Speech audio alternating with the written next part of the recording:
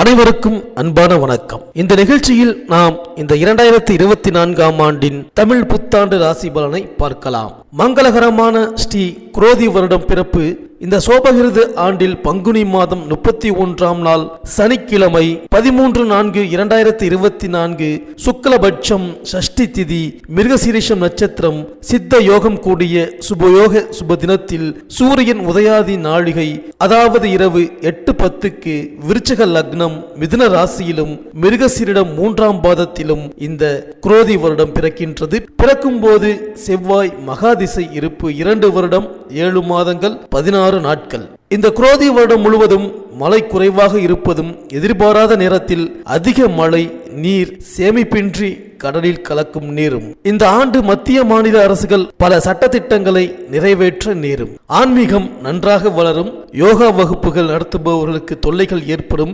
மருத்துவம், தானியம், காய்கனி, மளிகை, உணவு விலை அதிகரிக்கும். காவல்துறையில் பல மாற்றங்கள் ஏற்படும். அரசியலிலும் பல புதிய மாற்றங்கள் ஏற்படும். பொதுமக்களிடையே பணப்புழக்கம் அதிகம் இருக்காது. பொருளாதாரத்தில் சிறப்பு குறைவு. சித்த மருத்துவத்தில் தமிழ்நாடு முதலிடம் வகிக்கும். இந்த ஆண்டு ராஜா செவ்வாய் ஆனதால் உலகில் உள்ள நன்சை புன்சை நிலங்களுக்கு நல்ல உயர்வான வளர்ச்சி கிடைக்கும். குரோதி வருஷத்தில் மந்திரி சனி ஆனதால் மக்களுக்கு கடுமையான நோய்கள் ஏற்பட்டு பீதி உண்டாகலாம். மழை குறையும். தொழில் வளர்ச்சி அடையும். தொழிலாளர்கள் கை ஓங்கி இருக்கும். கலகலப்புக்கு பெயர் போன மிதுன ராசி அன்பர்களே, எதையும் திறமையுடன் சமாளிக்கும் வல்லமை கொண்ட மனிதர் நீங்கள். அதே சமயம் எளிதில் உணர்ச்சி வசப்படும் குணமும் உங்களிடம் இருக்கும். கோபத்தில் வார்த்தைகளை அருவியாக கொட்டிவிட்டு அதன் பின் அனைத்தையும் சரி செய்வதை தவிர்க்க முயல்வதை அறிந்து அதற்கு ஏற்ப செயல்பட்டாலே அனைத்துமே உங்களுக்கு நன்மையாகவே நடக்கும். இவை அறிந்து நடந்தால் அனைவருமே என்றுமே உங்களுக்கு நண்பர்களாகவே இருப்பார்கள். உணவு இருக்கும் இடம் எப்பொழுதும் சுத்தமாக இருக்க வேண்டும் என்று நினைப்பீர்கள். யாருக்காகவும் இதை மாற்றிக்கொள்ள மாட்டீர்கள். உணவில் சுவை பிடித்தால் எவ்வளவு தூரமானாலும் சென்று உண்ணும் குணம் உங்களிடம் இருக்கும். பிடித்ததை மட்டுமே உண்பீர்கள். பிடித்தவர்களிடம் மட்டுமே பழக்கமும் வைப்பீர்கள். உழைக்கும் காசு பணம் தன் தேவைக்கு என்பதில் எப்பொழுதும் தீர்மானத்தில் வைத்து செலவு செய்வீர்கள். வீட்டில் உள்ள மனிதர்களுக்கு தேவையானவற்றை பூர்த்தி செய்வதில் வல்லவர் நீங்கள்தான். உங்களின் மனதை நன்கு அறிந்தவர்களுக்கு நீங்கள் எப்பொழுதும் ஒரு ஹீரோ தான். நண்பர்களுக்கு அதிக முக்கியத்துவம் கொடுப்பீர்கள். அதே சமயம் பணம் விஷயத்தில் கராராகவும் இருப்பீர்கள். அழகில் சிறந்தவர் நீங்கள். மற்றவர் பார்வைக்கு நேர்த்தியானவர். பழகுவதில் பண்பாளர். உங்கள் ராசி அதிபதி புதன் ஆவதால் எதையும் மிக நுணுக்கமாக ஆராய்ந்து செயல்படுத்தி வெற்றி காண்பீர்கள். செய்யும் வேளையில் வேகமும் நேர்த்தியும் எப்பொழுதும் இருக்கும். பணியாளருக்கு உதவும் குணமும் இருக்கும். உடன் பழகும் மனிதர்களை எப்பொழுதும் கலகலப்பாக வைத்து மகிழ்வீர்கள். எந்த விஷயத்தையும் உள்ளொன்று வைத்து புறமொன்று பேசும் குணம் உங்களுக்கு இருக்காது. அதனால் வரும் விளைவுகளை கண்டு அஞ்ச மாட்டீர்கள். உங்களின் மிகப்பெரிய பலவீனம் அனைவருக்குமே நீங்கள் நல்லவராக இருக்க நினைப்பதுதான். நன்றாக தெரிந்து கொள்ளுங்கள். இறைவனாலேயே அப்படி இருக்க முடியாது என்பதை உணர்ந்த பின் நீங்கள் மிகப்பெரிய வெற்றியாளராக ஆவீர்கள் என்பதை இந்த நிமிடம் உணர்ந்து அதற்கு ஏற்ப செயல்படுங்கள். வாழ்வில் உயர்ந்த நிலைக்கு வருவீர்கள் என்பதே நிச்சயம். யார் என்ன சொன்னாலும் எதையும் உடனேயே பட்டென்று வார்த்தை விடாமல் மனதிற்குள்ளேயே அதிகமாக பேசி உங்களுக்குள் எப்பொழுதும் புத்திக்கும் மனதிற்கும் போராட்டம் அதிகமாக இருக்கும். இது தெரிந்த மனிதர்களுக்கு நீங்கள் எப்பொழுதும் நல்லவர்தான்.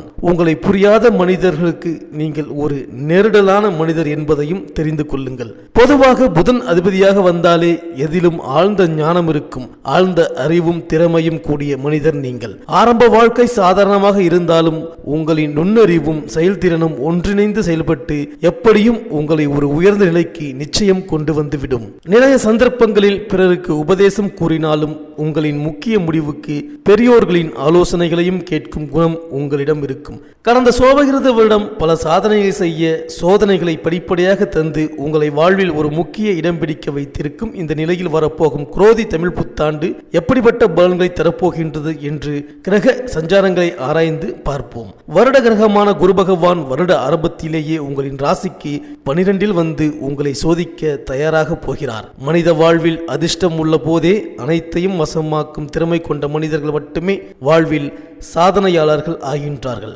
ஆகையால் நீங்களும் அதற்கு தயாராக வேண்டிய காலம் இது. தேவையில்லாத செலவுகள், கௌரவத்திற்காக செலவு செய்வதை தவிர்த்து சேமிப்புக்கு எப்பொழுதும் நீங்கள் முக்கியத்துவம் தர வேண்டும். வேலையில் எப்பொழுதும் பிரச்சனைகள் இருந்து கொண்டேதான் இருக்கும். அதை சமாளிக்கும் ஆற்றல் உங்களுக்கு உண்டு. கடந்த ஆண்டு எத்தனையோ காரிய சாதனைகளை நிகழ்த்தி அதில் மன நிறைவையும் அடைந்திருப்பீர்கள். இந்த குரோதி ஆண்டு உங்களுக்கு அதிக சந்தோஷத்தை தரப்போகின்றதா, இன்னும் சோதிக்கப் போகிறதா என இந்த புதிய வருட கிரக அமைப்பை தெரிந்து பலன் பெறுங்கள். சித்திரை 1 பிறக்கும் முதல் நாள் தான் தமிழ் புத்தாண்டு முதல் தினம். அந்த முதல் தினத்தின் கிரக நிலைகள் உங்களின் ராசிக்கு 4இல் கேது, 9இல் செவ்வாய் சனி, 10இல் புதன் சுக்கிரன், ராகு, 11இல் சூரியன் குரு. இப்படிப்பட்ட அமைப்பில் உங்களுக்கு எப்படிப்பட்ட வரத்தை கிரகங்கள் தரப்போகின்றது என்று அறிந்து அதற்கு ஏற்ப செயல்பட்டு வெற்றி காணுங்கள். உங்கள் ராசி அதிபதி 10இல் இருப்பது ஒரு விதத்தில் சிறப்பை தந்தாலும் அந்த சிறப்பை பெற பெரும் போராட்டங்களை நீங்கள் காணும் வாய்ப்பை ஏற்படுத்தும். சொந்த தொழில் செய்பவர்களுக்கு வருட ஆரம்பத்தில் மிக நல்ல லாபம் கிடைக்கும்.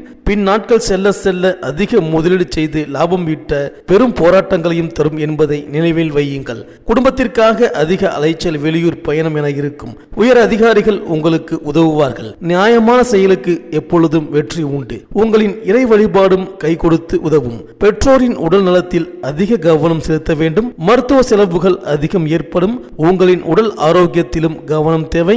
வீட்டில் வயதானவர்கள் இருந்தார்கள் என்றால் எப்பொழுதும் அவர்களின் அருகில் ஒருவர் இருந்து பார்த்துக் கொள்வது நல்லது. கர்ம காரியங்கள் சரிவர செய்யும் சூழல் உண்டு என்பதால் கவனம் தேவை. வெளிநாட்டு வாய்ப்புகள், வேலை சம்பந்தமாக, படிப்பு சம்பந்தமாக அயல்நாடு செல்ல நினைத்தவர்களுக்கு அதற்கான வாய்ப்புகள் வரும். சொந்த தொழில் செய்பவர்களுக்கு புதிய நபர்களின் சேர்க்கை ஏற்படும். அதிக ஆசைகள், ஆசை வார்த்தைகள் கூறி உங்களை நியாயத்திற்கு புறம்பாக செயல்படுத்தி அதிக பணம் ஈட்ட அப்படி இப்படி என சம்பாதிக்க அழைப்பார்கள். கவனமாக இருக்க வேண்டும். இருப்பதை நிலைக்க வைக்கவே பெரிய போராட்டங்கள் உள்ளன. ஆகையால் நிலையான நியாயமான வருமானம் நிலைக்கும் என்பதை நினைவில் வைத்துக் கொள்ளுங்கள். வீடு கட்டும் வாய்ப்பு ஏற்படும். இருந்தாலும் இன்னல்கள் அதிகம் இருப்பதால் உங்களின் தசாபுத்தி அறிந்து செயல்படுவது சிறப்பு தரும். புதிய வண்டி வாகனம் வாங்குவீர்கள். வேகம் அதிகமாக செல்ல வேண்டாம். இளம் வயது உள்ள மிதுன ராசியினர் இந்த காலகட்டத்தில் வண்டி வாகனத்தில் வெகு கவனமாக செல்வது நல்லது. மூத்த சகோதரத்தில் அதிக அந்யோன்யம் குறைவு. புதிய முதலீடுகளில் அதிக லாபம் உடனே கிடைப்பது சிறப்பு தராது என்பதை நினைவில் நிறுத்துங்கள். தேவையற்ற நபர்கள் என அறிந்ததுமே அவர்களிடம் கவனமுடன் இருப்பது, அவர்களை தவிர்ப்பதும் மிக மிக நல்லது. அரசாங்கத்தில் இருப்பவர்களுக்கு, அரசியல் துறையில் இருப்பவர்களுக்கும் செலவுகள் அதிகம் ஏற்படும். வரட்டு கௌரவத்திற்காக அலைச்சல் ஏற்படும். மாணவர்கள் படிப்பில் அதிக கவனம் செலுத்தினால் மட்டுமே மதிப்பெண் பெற முடியும். காதல் ஏற்படும். படிப்பில் கவனக்குறைவும் ஏற்படும் என்பதை பெற்றோர்களின் கவனத்தில் வைக்க கம்ப்யூட்டர், மருத்துவம், கலைத்துறையினர்களுக்கு அதிக வளர்ச்சி ஏற்படும். அதே சமயம் இவர்கள்தான் அதிக கவனமுடன் இருக்க வேண்டும். கணவன் மனைவிக்குள் அந்யோன்யம் கூடும். புதுமண தம்பதியர்களுக்கு புத்திர பாக்கியம் ஏற்படும். காதலிப்பவர்களுக்கு திருமணம் கைகூடும். வெளிநாட்டு வரன் அமையும். வேலை விஷயமாக வெளிநாடு செய்ய முயல்பவர்கள் அனைத்தையும் சரிவர பார்த்து செயல்படுங்கள். வில்லங்கம் அதிகமாக இருப்பதால் அதிக ஆசைப்பட்டு ஆபத்தில் மாட்டாமல் இருப்பது நல்லது. நீங்கள் நினைத்த காரியம் வெற்றி பெற அதிகம் உழைத்தாலும் அதற்கான வெற்றி என்பது அரிது. 12ஆம் இடத்தில் உள்ள குரு